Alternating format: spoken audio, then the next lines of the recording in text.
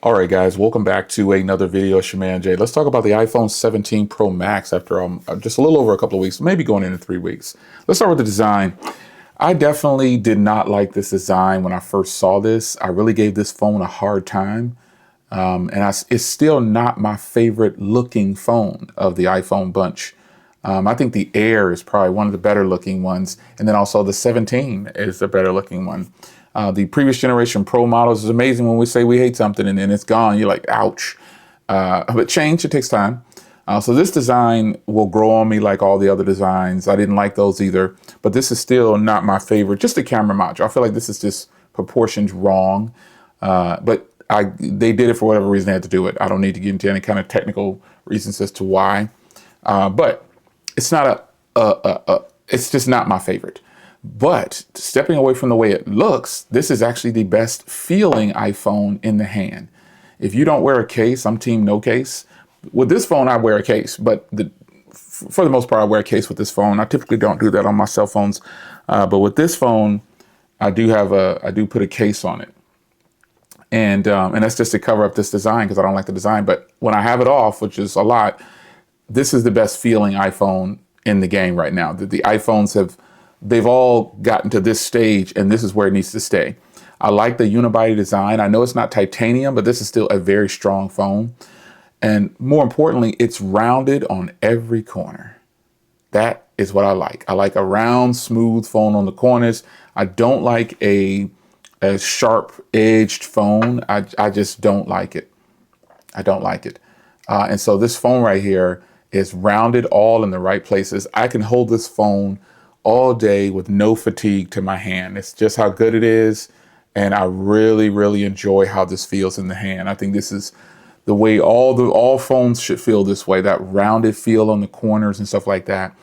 That's just my personal preference. I really like it. So while I don't like the design of it, the way it looks, the hardware itself feels great. The design of it is nice. The looks I don't like. That's what I want to say. So I do have a matte screen protector on here, folks, a matte tempered glass, just so you know. That's why it's not glaring as much. You can see there's my light up there. There's no glare. And to give you some reference, let's see here. See how the difference is with the matte. Huge difference. They're both looking at the same thing. Yeah. No, don't connect. I don't need to airdrop anything. So design and hardware out of the way. The features and options of this is iOS 26, and you're going to either love it or hate it. I personally, I'm happy with iOS 26. I haven't had any issues with any of my phones that have iOS 26 on it. I didn't put it on my older generation iPhone yet. My 13 Pro Max and all those, they don't have it. I'm leaving those on 18.7. I'm hearing about some bugs and stuff on the older generations, and yeah, that's typically how it goes. But nonetheless, iOS 26 on here is really nice. I love being able to organize things now, put them farther down because this is a larger display. I love being able to put things where I want to put them, and that's just, it should be that way with software. And I actually have the large icons turned on. As you can see, there's no text on mine, but you go up here to edit and customize. If I go back to the small ones, you can see they turn back small. But I like the big ones. So there you go. And then remember also you can customize with clear. You can do all this stuff right here. I'm not so much into this. You can do tinted. This isn't really my thing. I don't prefer this, I should say. But it's up to you to choose how you're gonna do this. I don't so much like to do this, but some people do. I think it kind of slows my phone down after that first initial hit. The phone feels a little bit slower, like in loading things. It eventually catches up, but yeah, this is just bear that in mind if you decide to, turn that on. It takes a little bit of time for it to catch up with itself, it appears. So yeah, it's working now that it's on camera, but that's how it goes. So software and features and functionality, you can do those small customizations right there. You can do widgets and stuff on the home screen, which is cool, man. I mean, all phones should have this ability. And this is just once I set it and forget it. Who's old enough to remember that? Set it and forget it. I set it and forget it. and then I'm done with it. I don't typically go in here, not even on my Android phones. I don't typically go in and, make a whole bunch of changes back and forth. I just leave it what it is and go on about my day. So the software to me is stable in my experience, no issues whatsoever. The small customizations and small features that you can do, little light things you can do, it's cool. I like it. No problem. It's really nice. I think it's a good look for Apple to try to do something different. You have to adapt to what the world wants. And I think a lot of iOS users saw Android users customizing their phones like crazy. And they thought, wow. And Apple saw a chance to capitalize on it. And I'm glad they did. It gives some customizations to the phones. And it makes it look obviously a little bit more cleaner in design, and I like it. So an area where this phone shines the most are the cameras. Now, I may not like this camera module, but this freaking phone is great. This is the best video camera of all the phones that I have in my catalog. There, I said it. I don't pull that back. This is, rear camera and front camera. I've just put these up against all the phones that I have, and video comes out on top every time. Every time. The video on this phone is absolutely extraordinary. I've definitely used this a lot to record content on my car channel. And also, I've noticed that I don't even really need an external microphone with this phone most times. There was one situation where I literally brought my charger or my battery pack for my camera, but I forgot the camera, and it was here in my office. I was doing taking some things off of it, and I said, I'm just going to use my iPhone. That was the first time I had used this particular phone to shoot a video, and it came out extraordinary. And from there on, I already knew that it would be good, but the front camera, being able to record and the way it records with the portrait or landscape on the front camera, that makes for a great vlog. It just makes for a regular video. And it's not that it can do it in that orientation. It's that the quality is better than some rear cameras. That's just a fact.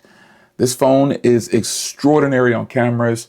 Nothing to prove there. When it comes to photos, it's equally matched by several other cameras. I think the Pixel still takes better photos than the iPhone, especially portrait shots. It's just the processing time on my Pixel is obviously slower than the iPhone, but in general, the iPhone definitely is getting close. It's not there yet when it comes to taking still shots and portraits and photos.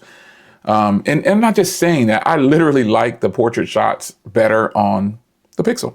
And a lot of photos better on the Pixel. But the iPhone is right on its tail when it comes to photos, and that's not good because Google's video definitely doesn't measure up, and several other phones on the table here that I have a ton of them laid out, they don't measure up to the video cameras on here. And I always talk about video a lot because that is what I like to do.